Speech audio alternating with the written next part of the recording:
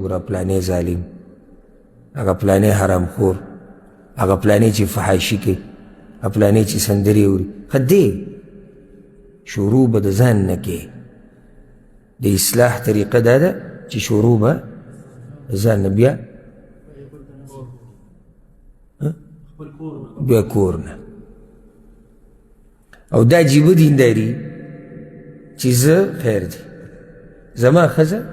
کمزوري ده غریبه، څه به ورته ووایو، زما بچي خپله مرضي ده،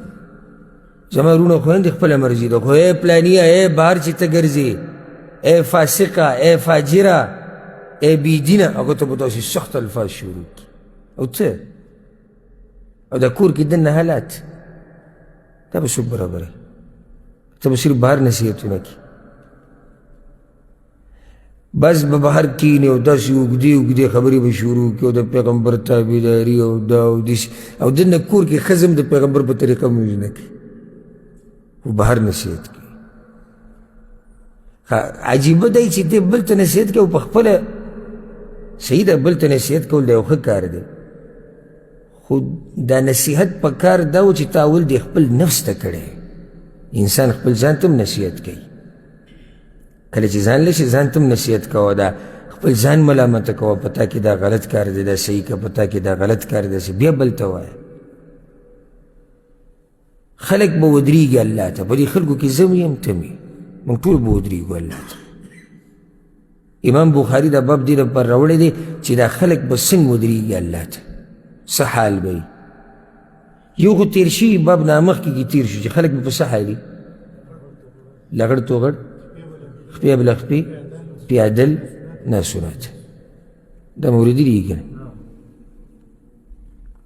وقال ابن عباس رضي الله عنهما، وعبد الله بن عباس بوي وتقطعت بهم الأسباب، قال الوصولات في الدنيا. د قیامت پورې چې خلک الله ته ودرېږي که نه، نو د دوی په منځ کې چې کوم تعلقات دي هغه به ختم شي. وتقطعت بهم الأسباب، آخرت کې به اسباب او تعلقات ټول څه شي، ختم بشي. نو که ته په چا پورې نښتې چې دا جي پلانی دی او دا جي علانی دی او دا زمونږ د ده دومره غټه واسطه ده او دا مالداره دی او دا په تاڼه کې دی او دا په حکومت کې دی او دا په اداره کې دی، دا ټولې خبرې د قیامت په ورځ صفر دي، دا کار نه کوي هلته. وتقطعت بهم الاسباب. ها قیامت په ورځ یو قسم ملګرتیا پاتې کېږي، سورة الزخرف کې الله ذکر کړی ده. کومه ملګرتیا؟ د تقوادارو خلکو ملګرتیا. سورة الزخرف کې الله سبحانه وتعالی دا خبره ذکر کړې ده چې د قیامت په ورځ د دیندارو خلکو ملګرتیا پاتې کېږي، نور هر څه ختمېږي. نو امام بخاري رحم الله د عبدالله بن عباس رضی الله عنهما دا قول درته دې لپاره راوړی دی تا ته دا وایي چې کله خلک الله ته ودرېږي نو دوی په منځ کې چې کوم تعلقات دي هغه به ټول ختم شوي. بیا حدیث راوړی دی عن ابن عمر رضی الله عنهما، عبدالله بن عمر وایي عن النبي صلی الله علیه وسلم قال، پیغمبر صلی الله علیه وسلم دا خبره کړې ده، یوم یقوم الناس لرب العالمین، پیغمبر دا آیت وی چې خلک به د قیامت په ورځ ودرېږي رب العالمین ته، بیا وی یقوم احدهم فی رشحه الى انصاف اذنیه. د قیامت په ورځ به یو کس ولاړي الله ته په خپلو خولو کې به دومره ډوبي چې دا خولې به یې غوږونو ته رسېدلي. هلته بل حدیث کې دا راځي چې د قیامت په ورځ به دا نور د یو میل په فاصله کې به بیا دې کې هم د راوي شک دی چې دا یو میل چې پیغمبر صلی الله علیه وسلم ذکر کړی دی، آیا دا دغه میل دی دا کوم چې د خلکو منځ کې مشهور دی دا سفر دپاره چې استعمالېږي که نه میل دغه ته هم وایي د سترګو د رانجو دپاره چې دا کومه سلایي استعمالېږي که نه دې ته میل ویلی کېږي، که نه دغه د پیغمبر صلی الله علیه وسلم مطلب دی. که دا کې او که دا بله کې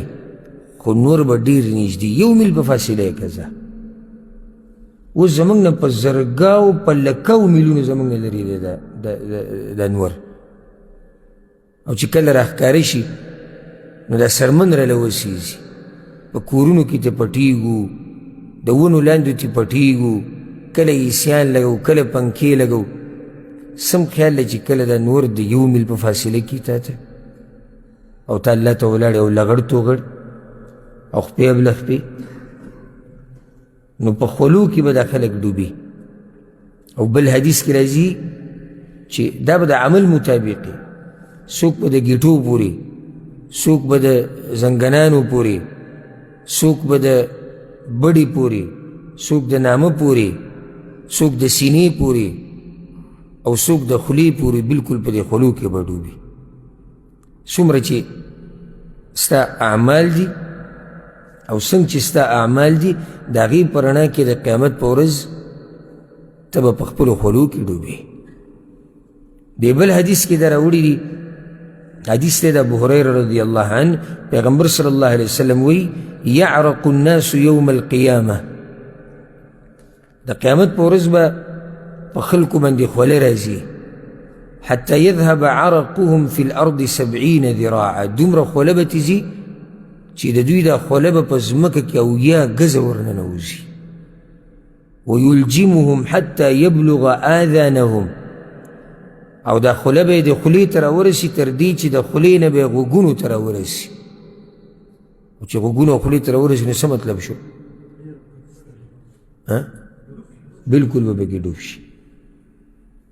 امام بخاري ته دا وایي چې په هغه ورځ باندې الله ته د ودرېدو دا یو طریقه ده چې خلک به په خولو کې ډوبي خو دا یاده کوي چې په دغه ورځ دا سخته په ټولو باندې ګوره یو شان نه ده دا ورځ د کافرانو دپاره ډېره سخته ده بیا د مسلمانانو کې چې کوم ګناهګار مجرمان جهنمیان دي د هغوی دپاره سخته ده مؤمنان جنتیان موحدین دینداره پرهیزګاره خلک الله به یې ساتي د دغه ورځې د سختۍ نه که یو سړی وي چې نور د 1 میل په فاصله کې د کېږي به څه کېږي به دا چې هغه مؤمنان چې هغه جنتیان دي اوچتو مرتبو واله دي هغوی له به الله د عرش په سوري کې ځای ورکوي هغوی له به الله د حوض کوثر اوبه ورکوي چې د حوض کوثر اوبه میلاو شي او د عرش په سوري کې ځای میلاو شي د تکلیف د څه دی او د الله سره ملاقات او د الله سره د ملاقات نه بعد د کامیابۍ اعلان فلانی کامیاب دی ځي دي جنت ته څومره لویه خوشحالي ده د څه سخته تېره کړې ده سختې ښودنه ټولې هېرې شوې د دې اعلان د لاسه چې دی کامیاب شوی دی په سختو کې خو هغه بېدینه انسان دی په سختو کې خو جهنمي انسان دی په سختو کې خو کافر او مشرک دی هر چې د الله نیکان بندگان دي هغوی به رب العالمین د قیامت په ورځ د دې سختو نه په امن او امان کې ساتي د هغې نه بعد باب راوړی دی باب القصاص یوم القیامه د قیامت په ورځ قصاص اخیستل او قصاص په عربۍ کې بدل ته وایي یعنی د قیامت یو حال دا دی چې په هغه ورځ به بدل اخیستی کېږي چا چې هم چا سره ظلم کړی او چا چې هم د چا حق خوړلی دا به د قیامت په ورځ اخیستی کېږي وهي الحاقه امام بخاري وی قیامت ورځ یو نوم دی الحاقه لأن فيها الثواب وحواق الأمور ولي ورته الحاقه وی ځکه چې په دې کې به حقیقي خبرې راښکاره شي هغه حق به راښکاره شي د کوم حق په باره کې چې الله په قرآن کې خبره کړې ده پیغمبر صلی الله علیه وسلم په حدیثونو کې خبره کړې ده حقه ورته په دې م وایي ځکه چې په دغه ورځ باندې به هر سړي ته د هغه حق هم میلاو شي حق به واضح شي باطل به هم واضح شي هغه جنګ جګړې چې په دنیا کې کمې روانې وي اختلافات چې د خلکو کم روان دي یو وایي زه په حقه یم بل وایي زه په حقه یم د دې حقیقت پته به کوم ځای کې ولګي د قیامت په ورځ چې هغې ته څه ویلی کېږي الحاقه بیا وایي چې والقارعه والغاشیه والصاخه والتغابن د قیامت یو نوم دی القارعه القارعه معنی ده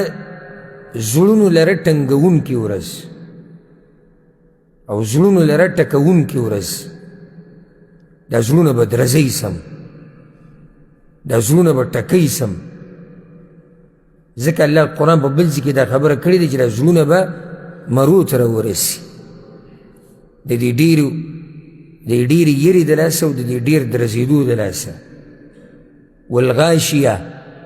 قیامت ته غاشیه هم ویلی کېږي. هل اتاک حدیث الغاشیه د دې قیامت ډېر نومونه دي او دا یاده کوي دا خبره هر هغه شی چې نومونه یې ډېري نو دا ډېره لویه خبره وي او دا ډېر عظیم شی. ورځ یوه ده او نومونه یې ډېر دي. یو نوم یې دی الغاشیه. په هغه ورځ باندې به الله دا مجرمان په ذلت کې پټوي ځکه ورته الغاشیه ویلي دي. هغه ورځ چې مجرمان به په ذلت کې پټېږي دا خلک به په یو مصیبت کې پټېږي. نو مصیبت به په داسې راشي چې ټول خلک به پکې را پټ شي. په مجرمانو به ذلت داسې راشي چې بلکل به یې راګیر کړي. والصاخه وایي د قیامت یو نوم دی الصاخه